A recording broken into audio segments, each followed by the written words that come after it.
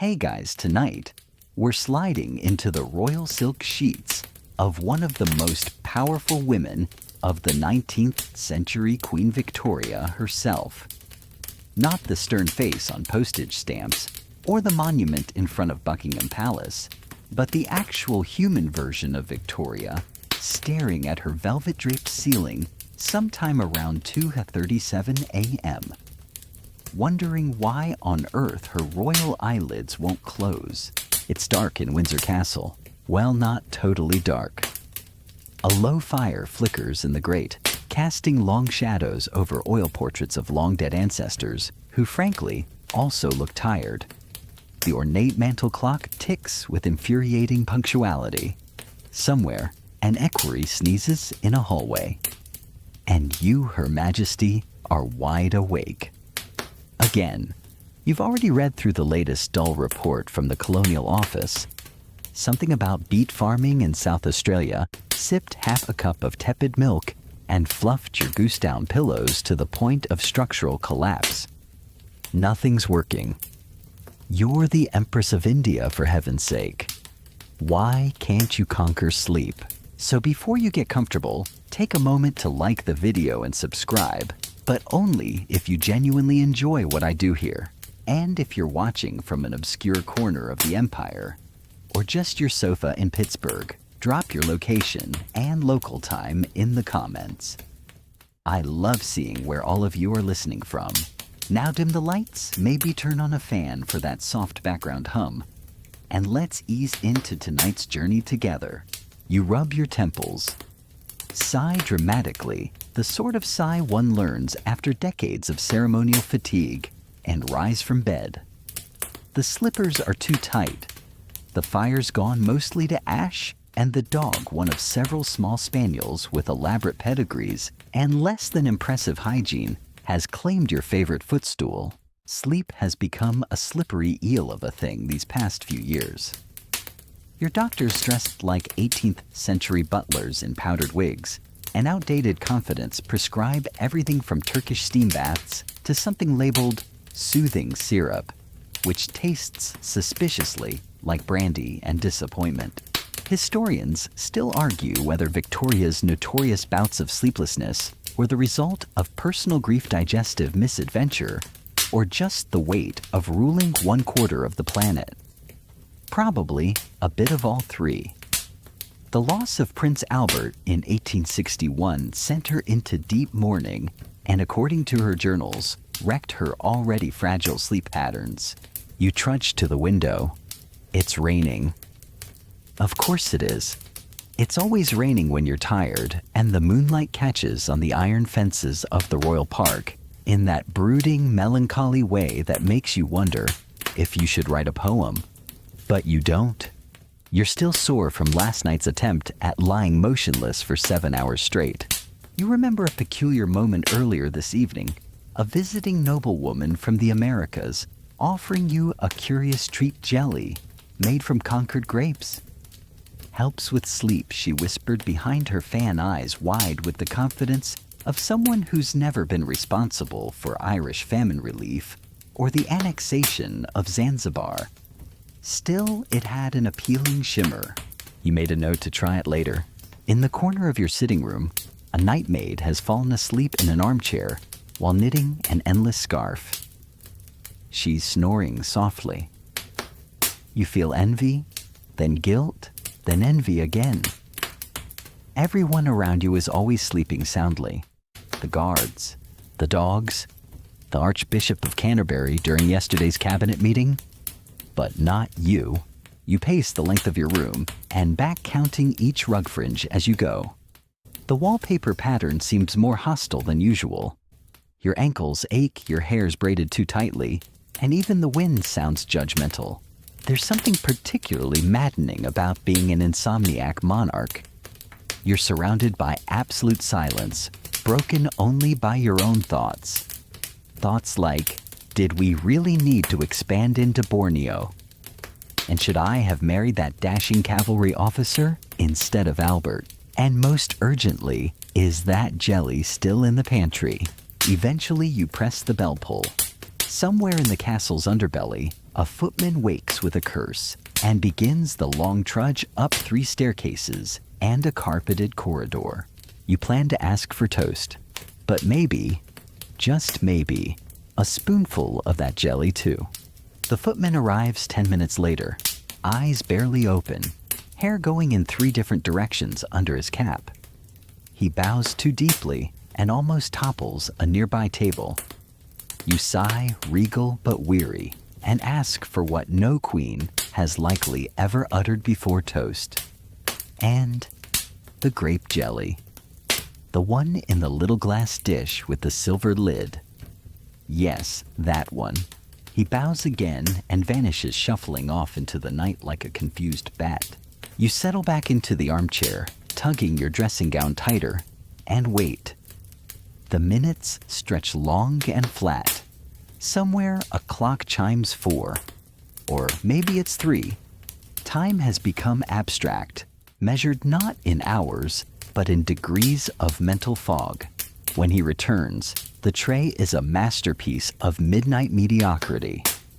The toast is slightly burnt, the butter is aggressively cold, and the jelly sits like a purple jewel in a crystal dish, glistening with sleepy potential. You dab a little onto the toast. The taste is sweet with a tang you weren't expecting. Brighter than marmalade, less melancholy than currant. It lingers in a way that feels oddly reassuring. Not powerful, not opiate, just pleasantly slow. And here we begin to drift into the peculiar world of 19th century sleep remedies, where science, superstition, and sheer desperation danced in awkward circles under gaslight chandeliers. One of your physicians recently recommended a cup of boiled lettuce water before bed. Yes, lettuce. Not even with a squeeze of lemon or dash of salt. Apparently, the soggy remains of a Caesar salad were once thought to calm the nerves. Did it work? Hard to say. Mostly, it just made you need the chamber pot more often. Historians still argue whether any of these remedies had pharmacological effects, or whether the placebo was doing most of the heavy lifting. But the list is impressive. Laudanum drops, opium-laced mother's little helpers, valerian root, steeped in brandy, and soothing tinctures containing ingredients that would probably trigger 5 modern FDA recalls. There was also sleeping drafts with names like Dr. Phineas Blott's Night Elixir and Mrs. Weatherby's Midnight Comfort, which sound more like failed 19th century stage magicians than medicinal products. In your younger days, your court physicians would prescribe long walks in fresh air. You were dragged through Kensington Gardens in full skirts, clutching handkerchiefs and sneezing at every floral arrangement. Later, they pivoted to Turkish baths, where you were expected to sit still and perspire. You pretended it helped, but mostly it made you dizzy and crabby. Sleep was a tricky thing in your age. The upper classes were encouraged to keep precise sleeping habits, but everything around them conspired to prevent it. No blackout curtains, no soundproofed chambers, and definitely no memory foam. Just drafty hallways, ticking clocks, and beds that squeaked like mice with performance anxiety. And then there were the sleep diets. Yes, they existed even then. You once endured a week of bland rice puddings and boiled veal on the advice of a visiting Italian physician. It did not, as promised, restore the equilibrium of nighttime humors. It just made you feel vaguely betrayed. Oddly enough, the jelly feels different. It doesn't knock you out. It doesn't even particularly relax you.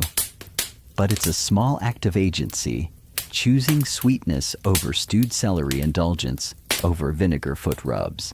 You take another bite, letting the flavor settle in your mouth as your mind wanders to others in your court and what they might be doing right now. The Duchess of Sutherland probably sleeps like a baby on her imported Hungarian mattress.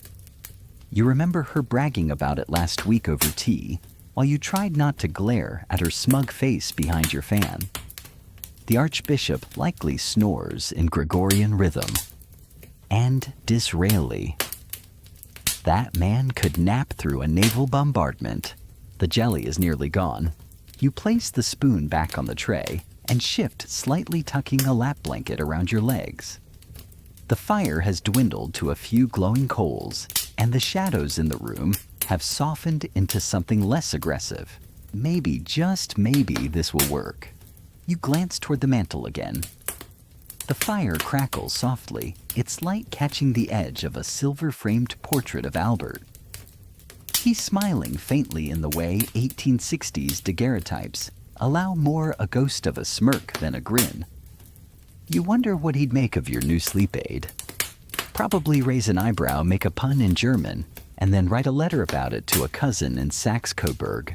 And as you sit there, mind pleasantly jelly-fogged, you begin to recall just how that strange American concoction ended up in the palace at all. The bed may be stately, the mattress ceremonial, but sleep still eludes you like a courtesan at a moral society luncheon. You lie on your side, one arm tucked under the pillow, the other aimlessly flopping toward the nightstand like a surrendered flag. A draft brushes across your ankles, some ambitious breeze slipping through the seams of a 600-room castle, and you sigh, then reach down to tug the blanket higher. The spaniel at your feet snuffles in protest, but doesn't move. At least someone's sleeping. You hear it then, faint voices beyond the door. Not urgent, not alarming, just murmurs. The night staff, in the stillness of 4 a.m. Or is it 5 there's? The palace is a world unto itself. The echo of shoes on marble. The whisper of skirts along corridors. The soft clink of silver being polished unnecessarily.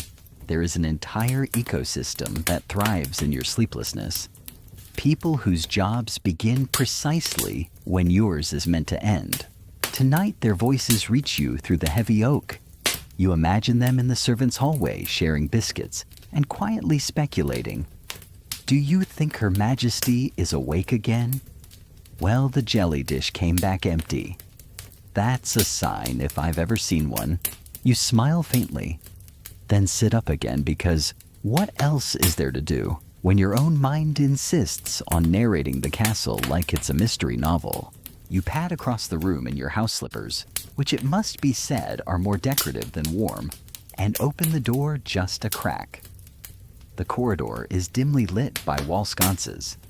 A maid passes arms full of linens and nearly drops them when she spots you. Oh, ma'am, I mean, Your Majesty, are you needing something? No, you say, voice low, just curious. You glance to the side, faux casual. What do you all do at this hour? And so quite unexpectedly, you find yourself gently ushered into the quiet ballet of the palace night shift. Historians rarely mention it, but there was an entire nighttime machine humming beneath the grandeur of royal life. While the aristocracy slept, or attempted to, servants cleaned chamber pots, restocked candle holders, turned mattresses, reheated bricks for foot warmers, and sometimes, if the queen wandered out of bed, offered awkward explanations for being caught mid-mop. You follow the maid down a hallway you haven't seen in daylight in years. It's pleasantly unadorned, simple stone walls, wooden beams, a portrait of some forgotten baronet looking permanently unimpressed. The air smells faintly of lavender oil and beeswax. She takes you into a small sitting room where 3 other maids and a young footman are quietly playing a game of cards. The moment they see you, the game halts with the urgency of soldiers spotting a general. Please continue, you murmur, waving a hand. I merely couldn't sleep. They blink. You suspect it's not every night a monarch wanders into the break room like a confused governess. After a moment of stunned silence, one maid, perhaps emboldened by sleep deprivation, offers you a seat. It's cushioned and terribly comfortable in the way that only furniture designed for servants ever seems to be. You sit. The cards resume cautiously. You ask about their jobs, their real night jobs, and they tell you. The candle trimmer explains how he works from midnight to dawn, snipping wicks down to avoid soot, and managing the allocation of fresh tapers across 4 wings of the castle. There's a whole ledger involved naturally. The laundry girl sighs about collars. Too many collars, Your Majesty. Do they really all need starch? You do not take offense. Another tells you how she once had to retrieve a slipper from a roof after a corgi chased a pigeon out a window. The pigeon was fine, ma'am. The corgi? Not so much. You raise your eyebrows. Perhaps that explains Lord Barkington's lingering limp. Historians still debate the size and complexity of royal household staff, especially during night hours. Some argue that palaces like Windsor and Buckingham functioned with near military efficiency. Others insist that much of the grandeur was held together by barely contained chaos and a rotating cast of tea-fueled improvisers. You suspect both are true. For the next while, minutes or maybe an hour, you simply sit, half listening to stories, watching cards, flip and fall in sleepy rhythm. The fire in the little hearth pops once, then settles. The room's warmth seeps into your bones. Eventually, a butler appears stiff as ever and looks mildly scandalized to find you among nightshirted staff. You raise a finger before he can speak. If you value the continuation of your eyebrows, Jenkins, you'll say nothing and bring me another piece of toast. Yes, Your Majesty, he says with the tightness of a man re-evaluating his career. You smile again twice in 1 hour, which must surely be a record, and take the fresh toast in both hands, like a commoner with good taste. And for the first time all night, you begin to feel something unfamiliar, heavy eyelids. By the time you return to your chambers, the first threads of dawn are beginning to unfurl through the tall windows. Just a faint blush of gray-blue in the sky, enough to make you frown slightly and mutter, already under your breath. Sleep, if it comes, will now be measured not in hours, but in slivers. You pause before the mirror. Your hair is lopsided from lying on it. Your silk dressing gown hangs unevenly, and there's a faint smudge of jelly at the corner of your mouth. Empress of India, indeed. The spaniel has rotated in your absence, now snoring on his back, with all 4 legs pointing skyward like a collapsed side table. You resist the urge to poke him. The room is still warm from the fire. You kick off your slippers and move toward the bed once more, this time with a hint of optimism, because something in your bones feels different. Not fully rested, but not hopeless either. As you slide beneath the covers, you think about the people you just left behind the night shift. You'd never really considered them as real before. Always part of the machinery. The curtain pullers and floor sweepers and candle fiddlers. But tonight, they became real, tired, funny, human, and strangely enough, their quiet presence stays with you as you rest your head. But you're not quite ready to sleep yet, are you? Not with your thoughts still wandering down hidden palace corridors. Your eyes trace the ceiling's floral plasterwork as your mind ambles into another odd curiosity, the strange and specific world of royal bedtime rituals. Queen Elizabeth II, they say, had her maids warm her bed with heated stones wrapped in velvet and required 6 pillows arranged at exact angles behind her head. Not 5, not 7, 6. Her chamberlain once lost a tooth, trying to get them just so. King George III famously had his bed placed facing the exact direction of magnetic north. Not for health reasons, but because his astrologer told him it would keep the devil confused. Historians still argue whether the devil was in fact ever successfully disoriented. And Marie Antoinette. Her bedtime routine reportedly included a glass of orange blossom water, a foot massage from an appointed duchess, and someone reading aloud the shopping list for tomorrow's pastries.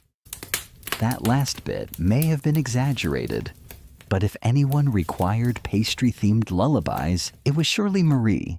You have jelly, which, as far as you're concerned, Beats astrology and Duchess foot massages any day of the week. You remember now another one of your night staff, the letter sorter. She's one of the few permitted to roam the palace halls past midnight, lugging wicker baskets of correspondence through passages so quiet, the rustling of parchment sounds like thunder. You once caught a glimpse of her during a late trip to the loo. Slender, quick-footed eyes permanently rimmed with ink smudges. She nodded once and vanished around a corner like a bureaucratic wraith. Tonight, you saw her again. She'd stopped briefly in the servants' sitting room. Her fingers were stained with sealing wax, and she carried a bundle of correspondence so large it looked like she was smuggling architecture. She'd mentioned that sorting letters at night was ideal. Less noise, fewer distractions. Also, fewer chances of accidentally reading something scandalous aloud. You liked her. Might even remember her name tomorrow. This is the odd thing about being monarch. The world is simultaneously very small and impossibly large. Your bedroom is a kingdom, your staff a population, and yet, beyond your castle walls, ships move across oceans, telegraphs flicker across continents, and someone somewhere is bottling more jelly. Your thoughts drift, growing fuzzier around the edges. The jelly worked, or the toast, or perhaps it was just being among the unimportant people and realizing how important they are. You shift, pulling the blankets up to your chin, the fire now just a faint glow. The air smells of faint ash lavender and just a hint of grape. And finally, your eyes begin to close. Not because you're forcing it, not because you fear the dawn, but because in this quiet moment, just this one, you feel human and terribly wonderfully tired. You don't know how long you've been dozing, but when you stir, the light has shifted. It's still early, but the kind of early where the world holds its breath before beginning. Not full morning, just the soft in-between. You stretch slowly, cautiously, as though afraid that any sudden movement might scare the sleep away again. A cautious victory. Not quite restful, but not quite exhausted either. That peculiar state where you're no longer fighting sleep, merely observing it like a guest at a polite garden party. The dog groans and flips over. You stare at the ceiling and wonder, what did I even wear to bed? That's right, tonight it was the lace nightcap with the tiny satin ribbon. Ridiculous thing truly. It flattens your hair in strange ways and makes your ears itch. Still, tradition dictates you suffer for elegance, even at 3 a.m. And now that you're somewhere between awake and asleep again, your mind wanders this time into the utterly baffling world of Victorian sleepwear. Victorian fashion is generally remembered for its towering crinolines, suffocating corsets and sleeves so wide they could catch rainwater. But what you wore to bed, that was an entirely different ordeal. Your current nightgown is made of heavy cotton, laced up the front like it's worried about eloping. It reaches your ankles and has so many ruffles, you suspect it might be capable of independent locomotion. Your dressing gown, which you flung over a chair earlier, is embroidered with your monogram VRI for Victoria Regina Imperatrix in thread so thick it could double as a bird perch. You wore it earlier in the hallway, likely terrifying the candle trimmer with your sudden ghostly appearance. Historians still argue whether royal nightwear was meant more for modesty or insulation. After all, 19th century palaces weren't exactly energy efficient. Windsor, for all its grandeur, had cold stone walls, vast corridors, and a heating system consisting primarily of wishful thinking. And so you layer woolen undercorsets, yes, they existed, linen shifts, flannel night socks, shawls, caps. Bed was not simply a place to rest. It was a fortress against drafts. One did not crawl under the blankets. One armed oneself for sleep. And heaven help the poor ladies in waiting who had to assist with it all. You remember one winter in Balmoral, where your night attire required 4 separate maids and a schematic drawing. You shift again, feeling the seams of your nightgown bunch up at the shoulders. Victorian fabric was never subtle. You suspect this particular gown might have been designed by someone with a grudge against shoulders. Your mind flashes to your mother's generation. Women who slept in whalebone, stays because posture doesn't rest. They believed that slouching even in slumber was a gateway to moral collapse. You at least drew the line there. But not everyone was as sensible. Prince Leopold, your son, insisted on wearing velvet robes to bed, claiming the texture soothed his nerves. Princess Alice once had a nightdress so voluminous she got stuck trying to pass through a doorway. And there was that unfortunate episode involving Bertie, your eldest, and a pair of embroidered Turkish slippers that mysteriously caught fire.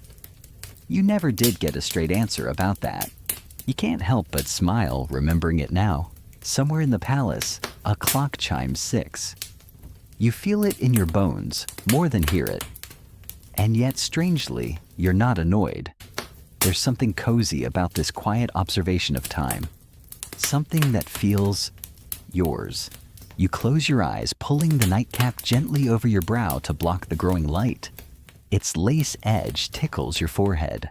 You imagine an alternate life. One without layers of formality. One where you could wear soft linen trousers and a loose shirt to bed. No ruffles, no embroidery. Just fabric that whispers instead of lectures. You would eat toast in bed, possibly with jelly. Maybe even 2 spoonfuls. The thought makes you feel wildly rebellious. The bed creaks again. The dog snorts. And somewhere in the castle, a maid coughs discreetly. You smile into your pillow. Even empires need their foolish rituals. And sometimes, so do queens. You lie there, swaddled in more layers than a Russian nesting doll. The air heavy with quiet and the lingering scent of jelly. You feel no urgency. No courtly summons, no decisions about colonial tariffs or ceremonial hat feathers. Just stillness. And a gentle creeping desire for something small. Not tea, not letters, not even sleep. A snack. Yes. That familiar, slightly embarrassing yearning for food at an hour when only owls and overly ambitious poets are awake. You resist the urge for exactly 45 seconds. Then you throw back the covers. The floor is cold underfoot, the stones unforgiving even through your slippers. You cross the room again, determined now, a woman on a mission operation, midnight snack round 2. This time you don't call a footman. You know where the pantry is. Well, you know where a pantry is. Technically, it's the secondary pantry on the east side, but it has toastable bread, and if memory serves, a small silver tray marked jelly, American grape. You open your chamber door and peek into the hallway. Empty. Good.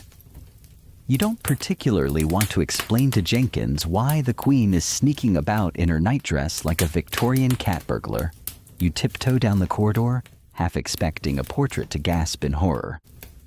But the silence is respectful. The portraits merely look disappointed, as they always do. You reach the pantry. It's dark, but the moonlight through the window paints everything in pewter. A kettle, a jar of mustard, some leftover roast fowl which you pointedly ignore, and there, glorious and dignified, your grape jelly. You find a cracker and begin the delicate operation of jelly application. As the jelly hits your tongue, you sigh. Not dramatically, not for effect, just genuinely. There's something quietly satisfying about the contrast, the crunch of the cracker, the mellow tang of grape, the sweetness softened by sleep's proximity. Historians rarely concern themselves with such things. They speak of statecraft and wars of alliances and letters. But here in this pantry at this hour, the only diplomacy that matters is between your palate and your nerves. You lean against the pantry wall and nibble content. And then your mind does what it always does, wanders. It wanders to Albert. It always does eventually. You remember with crystal clarity the night he stayed up with you, when you couldn't sleep one of your first winters at Windsor. He brought a tray himself, the fool with sandwiches shaped like tiny crowns, and a pot of chamomile tea, so oversteeped it was nearly medicinal. You had sat on the floor in this very pantry, laughing about how the cook had labeled the mustard imperial and unforgiving. You'd talked about nothing cloud socks whether ravens had regional accents. He made the world small that night, manageable. You swallow. Not just the cracker, the feeling. That's what these nighttime snacks really are, isn't it? Not hunger, not indulgence, just searching for small moments that remind you you're not made entirely of marble. You wipe your fingers with a handkerchief embroidered by one of your granddaughters. The V is crooked. You love it more for that. You glance around the pantry once more before you leave. The kettle gleams faintly in the moonlight. The spoon rests like a sword in its scabbard beside the jelly dish. Everything is still. Everything is enough.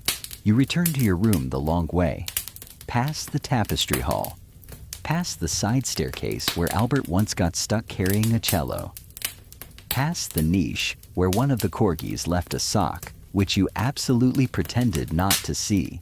And as you re-enter your room, the air seems warmer, more forgiving. The bed doesn't protest this time. It welcomes you. And as you nestle into its embrace, the final trace of grape jelly still dancing on your tongue, you feel not powerful, not imperial, not historic, just human. And for the first time in what feels like centuries, that's more than enough. You pull the covers back up to your chin and exhale slowly, your breath a gentle puff in the hush of the room. Your toes find their way to the warmest crease in the mattress, and for a rare and fleeting moment, your body and your mind seem to be on speaking terms. But naturally, your brain cannot leave well enough alone, because just as your eyelids begin to drift closed, it offers you a peculiar gift. A memory of a book you read years ago, something about dreams. Not the delightful kind where you dine with swans or attend a picnic with Shakespeare, but the heavy, symbolic Victorian sort. The kind that requires a dictionary and a stiff drink. You open your eyes again. Dreams were serious business in your youth. Interpreting them wasn't just a superstition. It was practically a career path. You remember courtiers whispering about prophetic visions, night terrors, omens wrapped in metaphor. A broken mirror in a dream could mean betrayal. A goose in a waistcoat might signal impending financial hardship. The rules were vague and suspiciously convenient. You once dreamt that a fox gave you a speech about tariffs. The Duchess of Kent insisted it was a sign you'd win a trade war with Belgium. You hadn't even known there was a trade war with Belgium. Historians still argue whether dream interpretation during your reign was genuine belief or simply an acceptable excuse for aristocratic mischief. Either way, it was common. Entire books lined palace shelves. The Royal Book of Dreams Night whispers and their meaning, and your favorite What Your Goose Means in 8 languages. You roll to your side and adjust your nightcap. Albert didn't believe in any of it. Dreams, he said once, are the mind's clutter drawer, jumbled and useless, unless you're writing poetry. Which was fair, given the poetry you'd encountered recently, most of it suspiciously about swans. Still, you couldn't help but wonder, especially in the late-night fog when shadows stretched long and the candle flickered just so. Dreams seemed to brush up against truth, the way silk brushes skin, softly, almost by accident. And then there were the royal nightmares. After Albert died, you dreamed of trains. Always trains. Endless compartments, some empty, some full of people you recognized, but couldn't reach. You'd wander through them endlessly, hearing your name whispered from behind closed doors. Your doctors blamed grief. Your maids blamed indigestion. Your cousin Ernest blamed inappropriate novels. You blamed them all equally. You sit up slightly now, your eyes adjusting again to the dim. The moon has slipped behind a cloud. The fire is nothing more than faint orange coals. The room, though familiar, feels different in this hush. You glance toward the shadows in the corner and remember a time when you were terrified of the dark. Not as a child, but as a queen. The pressure of decisions waiting in the morning made the night too open, too quiet. A playground for worries. Tonight, though, the dark feels kind. Slow-moving. A heavy velvet curtain drawn gently across your thoughts. You lean back into the pillow and think of how Victorians treated dreams as serious omens. A whole society swayed by nocturnal nonsense. Parliament members who wouldn't vote until they'd consulted their dream journals. A duchess who once canceled a gala because she dreamt of a red umbrella. Rain is political, she'd said. You still don't know what she meant. And yet, didn't dreams say something true in their own ridiculous way? You're starting to think so. Perhaps the jelly helped. Perhaps the lateness of the hour has rewired your doubt circuits. But there's something about lying here now, your mind gently listening to the rhythm of old thoughts and new, that makes you wonder if dreams might be more than clutter after all. You close your eyes once more. If you dream tonight, you hope it's something boring. Something like making toast in the pantry while Prince Albert lectures a fox about tariffs. That would be lovely. You're not quite asleep, not yet, but you're floating, a little drifting in the way ships do when the wind forgets what it's meant to be doing. Warm, weightless, like a letter sealed but not yet sent. Then a sound, a creak, a faint one. Floorboard door hinge. Spirit of your long-departed husband, paying one of his unsolicited nocturnal visits. You crack one eye open because naturally your imagination leaps straight to the last option. Ah yes, Albert, ever since his death, your mind has conjured him during these liminal hours, not in grand operatic fashion, but gently like the whisper of someone smoothing your pillow, or the flicker of a coattail shadow vanishing around a corner. Entire letters exist describing how you felt his presence in the halls by the hearth, sometimes even beside you in bed. Historians still debate whether these experiences were spiritual or simply grief expressing itself in sensory fragments. But you know how real they felt. And tonight in this room, thick with velvet dreams and jelly, you almost hope for it. You sit up slowly, half expecting to see the fire flare back to life by unseen hands, or the faint scent of his tobacco to curl through the air. But there is only the soft snore of the spaniel and the barely perceptible hum of silence settling deeper. Still your mind drifts to him. He hated slippers, loved white gloves, was oddly possessive over inkwells. You remember his habit of reading aloud to you poorly. His German accent never quite untangled itself from English syntax. But he made up for it with enthusiasm, hurling himself into Shakespearean tragedies like a drama student on a sugar high. You pretended to be annoyed. You weren't. You reach for your handkerchief. Another memory flutters in. The time he sneezed in the middle of your coronation rehearsal and insisted it was divine judgment on your choice of brooch. He had the audacity to die at 42. You were only 41, and you have been older than that ever since. People say grief lessens. They lie. It doesn't lessen. It changes costumes. Sometimes it wears fury. Sometimes it wears stillness. And sometimes on nights like this, it tiptoes in wearing Albert's slippers and whispers your name from somewhere behind the wallpaper. But you're not frightened. It's oddly reassuring the way grief folds itself into routine. A companion you didn't ask for, but one who insists on staying for supper. You lean back again, resting your head and closing your eyes, letting the ache exist without commentary. If he's here, let him stay. If not, let the memory be enough. You feel the bedsheet shift with your breath. You wonder if there are such things as ghosts. What do they think of jelly would Albert approve? Or would he suggest a more scientific remedy like tincture of zinc and a brisk walk around the garden?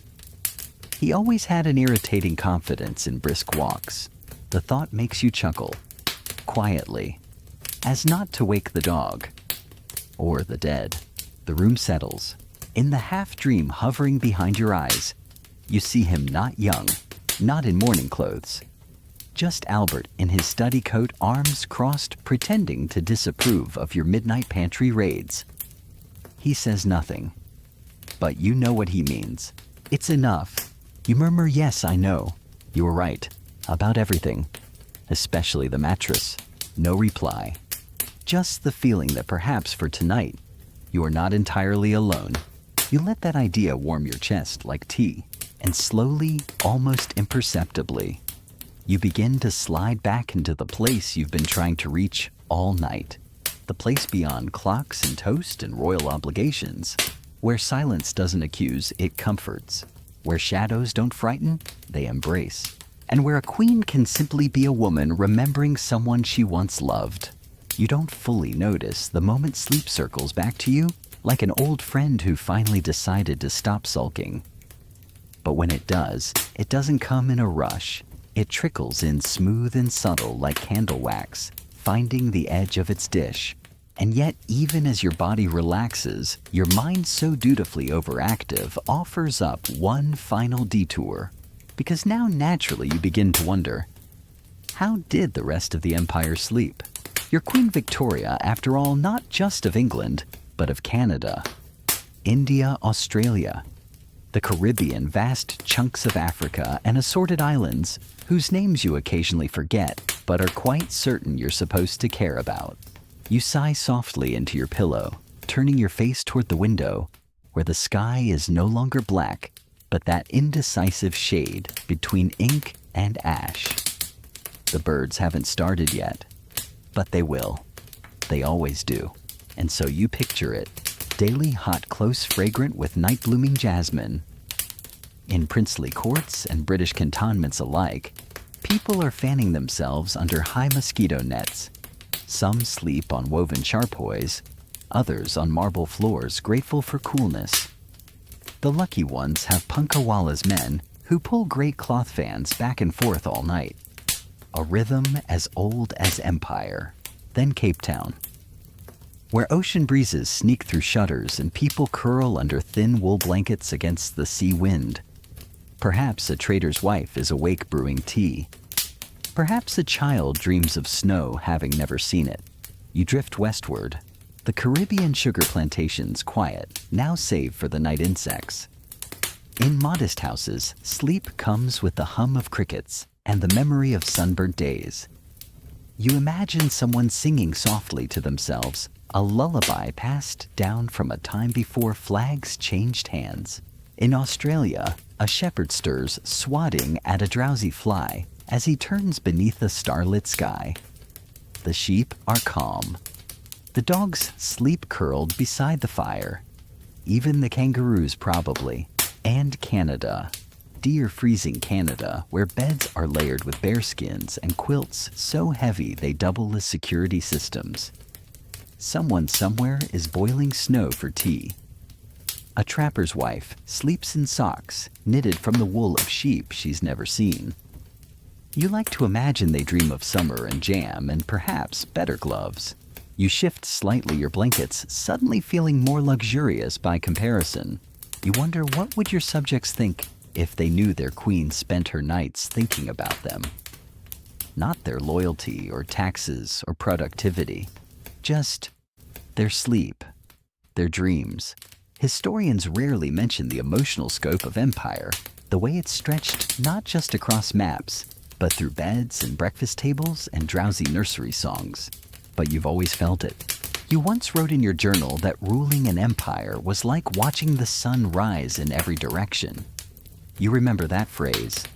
It came to you one morning after a fitful sleep, and you were oddly proud of it, because even in sleeplessness, you understood empires were not just lines on a globe. They were people, some who loved you, some who did not. All of them at some point trying to rest, to breathe, to dream. You breathe in now, slow, deep. Outside, somewhere beyond the walls of Windsor, the milk carts are rattling. The world is stretching its arms, but inside the room remains still. You imagine someone in Bombay just now curling into bed, a long day behind them. Perhaps they are eating toast. Perhaps they are thinking of jelly. Perhaps, if fate is particularly cheeky, they are thinking of you. And that's enough. You sink further into the mattress. The weight of the world, for once, no longer feels like a burden. It feels like a blanket. The pillow cradles your head in a way it didn't before. Maybe because you're finally tired enough not to care about the precise angle of your cervical spine. Your breathing has slowed. Your fingers twitch once. The kind of twitch that signals a body surrendering at last. And then, because you are still Queen Victoria, and old habits die harder than kings, your brain insists on one final audit, the state of your health. You let out the tiniest groan because even your thoughts have paperwork. Naturally, you remember your physician, Sir James Clark Baronet, an habitual guesser. Sir James, with his very important cane and very unhelpful opinions, has been prescribing you remedies for 30 years. He once tried to treat your headache with powdered bark and a strict diet of boiled turnips. That was the week you nearly had him removed. Not for malpractice, just for boredom. More recently, he recommended a pillow infused with lavender oil. For the nerves, Your Majesty, he said, while failing to notice that your nerves were in fact more irritable from the overpowering scent. The spaniel sneezed. Twice. It was not a success. You remember another Dr. One who suggested leeches. For insomnia, you had stared at him long enough for him to reconsider his entire career. Historians still argue whether Victorian medicine was more trial or error. Most agree it was a bit of both, layered with herbal tinctures, opium syrup, bleeding mustard poultices, and an almost reckless enthusiasm for mercury. And of course, rest. They always recommended rest. You must rest, Your Majesty, they'd say, as if you could delegate your grief or postpone an empire. No one ever explained how exactly one rests while governing global shipping lanes and approving new train timetables. Even the suggestion that you spend a few weeks by the seaside like a minor baroness recovering from a summer faint felt vaguely insulting, and yet you tried them all. You sat in sunrooms and drank lukewarm broths. You were rubbed with liniments wrapped in compresses, swaddled in towels like a festive ham. Someone once waved a copper pendulum over your head while chanting harmonic vibrations. That session ended when you sneezed, and the pendulum hit the man in the eye. You tried lavender in your bath. You tried valerian in your tea. You even allowed yourself one absurd sleeping draft, which knocked you out so thoroughly that you missed an entire ambassadorial breakfast and woke up with your cheek stuck to the royal seal. The jelly, by contrast, feels marvelously uncomplicated. No incantations, no side effects, no risk of inadvertently surrendering Gibraltar. Just grapes, mashed and sweet and spooned gently onto toast. You sigh again, a soft exhale this time. No irritation. Just the slow release of tension you've been carrying behind your ears since Tuesday. The fire is almost gone now, just a smudge of heat in the hearth. You think about calling for more wood. You don't. Let the coals sleep too. You remember Albert again, always skeptical of doctors. He once described them as men who come late, charge early, and leave behind a new symptom. He favored walks, fresh air, and silence. 3 things the court was never particularly good at. You pull the covers tighter and close your eyes. You think of the countless people under your rule who have no doctors, or the wrong ones. You think of women giving birth by candlelight with only superstition to guide them, of children coughing in coal dust, of sailors curing scurvy with old lemons, of elders treated with reverence or none at all. Health is a strange currency, unevenly distributed, universally pursued. You let that thought settle. then float away. You remind yourself not everything needs solving tonight. Tonight is for breath and stillness and the faintest hint of grape. The weight of sleep tugs gently at your limbs now, like a velvet curtain being drawn ever so slowly across the stage of your thoughts. And just as the final act seems ready to begin, your mind flutters open one last time like a moth who missed the cue to exit. Not with worry, not with duty, but with the memory of a nap. A very specific nap. One that scandalized Parliament. It was by all accounts completely accidental. You had been attending a particularly lengthy debate on fisheries for heaven's sake. And after the third hour of hearing haddock quotas repeated by men with less charisma than beige wallpaper, your eyes had simply closed. You nodded off for precisely 6 minutes. When you woke, it was to a startled cough from a junior minister and the quiet horror of 3 entire rows of MPs pretending nothing had happened. You'd smiled sweetly, offered a vague royal nod, and said, "Yes, quite." No one had any idea what you were agreeing to. Haddock may have been temporarily banned in Ireland as a result. You're not proud of it, but you're not sorry either. Victorians placed enormous importance on controlling one's body, particularly the royal body. Posture, gait, breath, even blinks were regulated like railway schedules. So when the Queen accidentally took a nap during official proceedings, it sent shockwaves through the press. Her Majesty overcome by exhaustion. One headline read, "A nap heard." Round the Empire declared another, which was frankly too poetic for the times. Historians still debate whether you meant to do it. Some suggest it was a strategic protest. Others say it was the consequence of too many late nights spent editing letters and mourning in solitude. But the truth is simpler. You were tired, deeply, fundamentally tired. And sometimes even queens deserve 6 uninterrupted minutes. You shift slightly in bed now, amused by the memory. The bed creaks. The dog sighs. Somewhere, a rooster is no doubt preparing to ruin everything. But not yet, because you're not quite ready to rejoin the world. Not yet. You're still half-dreaming, eyes closed, thoughts wandering into absurd territory. You imagine a palace where naps are mandatory, where courtiers wear pajamas embroidered with their titles, where state meetings are conducted from hammocks and decisions are made only after a restorative biscuit. You smile, just a little. If there were such a palace, you'd make jelly the national dish, and perhaps outlaw anything involving the word quota. You recall another accidental nap, this one in the garden, wrapped in a shawl, while the Prime Minister droned on about Irish land reform.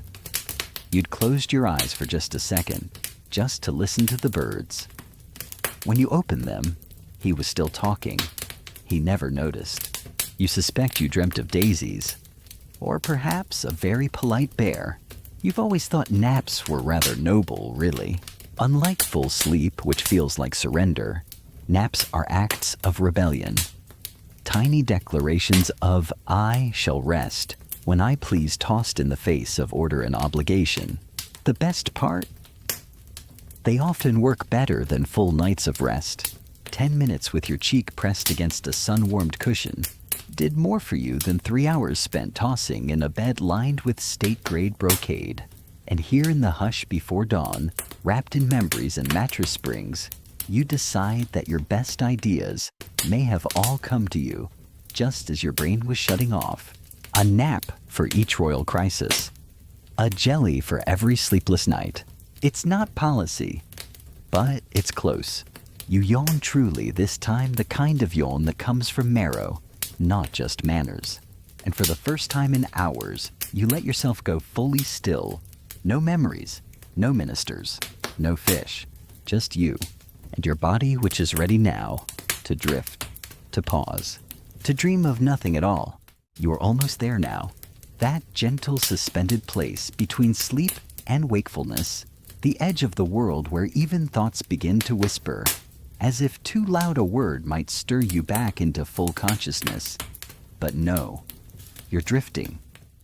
At last, and then one final flicker of wakefulness. Not a thought exactly, just a feeling. The feeling that you ought to write something down. You've always been a faithful diarist, since the age of 13. Every day, without fail, a queen's life recorded in countless pages of careful cursive crossing. Every T dotting every I, and sometimes underlining in triplicate, when something truly irritated you looking at you, Lord Melbourne. You groan softly and reach for the little notebook tucked into the drawer of your bedside table. It's small bound in soft red leather, the corners worn from nightly handling. You open it by candlelight, its pages smelling faintly of ink lavender and bureaucracy. You dip your pen. The ink flows like molasses, but the words come easily. Could not sleep, you write. Again, then after a long pause, tried jelly. You hesitate, pen hovering. Pleasant. Another pause. Fewer thoughts tonight. Still many, but fewer. Ate toast. Walked hallway. Listened to maids talk about soap. Heart lighter than usual. It's not poetry, but it doesn't need to be. This journal isn't for history. It's for the quiet self that lives behind the royal face, the one who wonders if the empire will ever run without her, the one who still feels even now that Albert might walk through the door. You write one more line.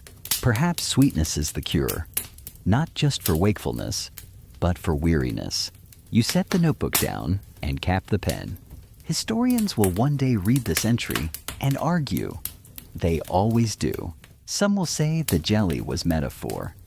Others will claim you were delusional from lack of sleep. One particularly uncreative scholar will probably write an entire chapter blaming your insomnia on corsetry, but they won't understand it. Not really, because they won't know what it feels like to sit in a silent room where shadows breathe, where firelight moves like memory, where grief folds into the shape of your pillow, and where sleep when it comes is not forced or earned or measured. It just is. You blow out the candle.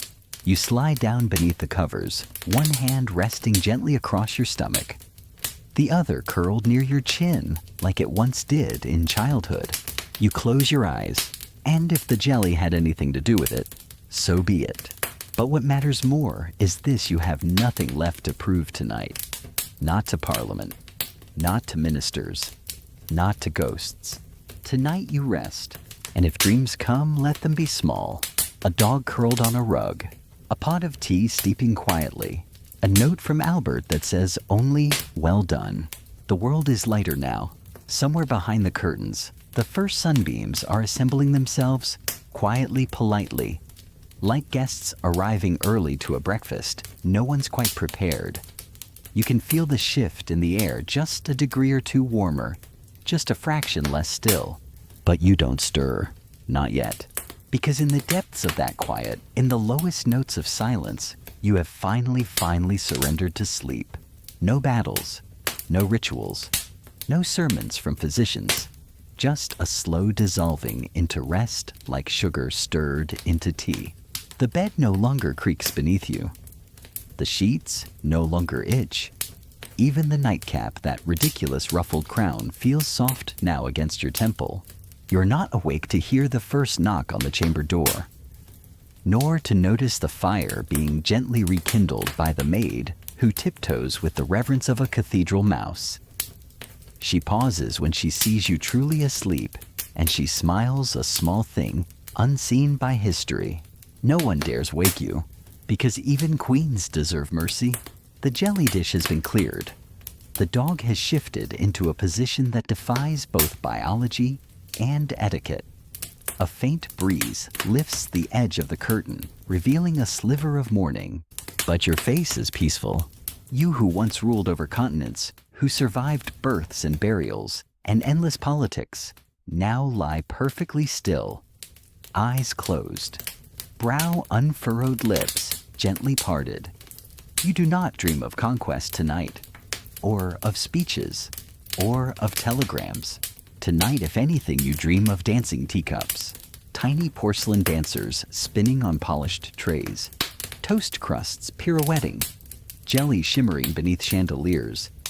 A small orchestra of spoons plays something that sounds suspiciously like lullaby waltz.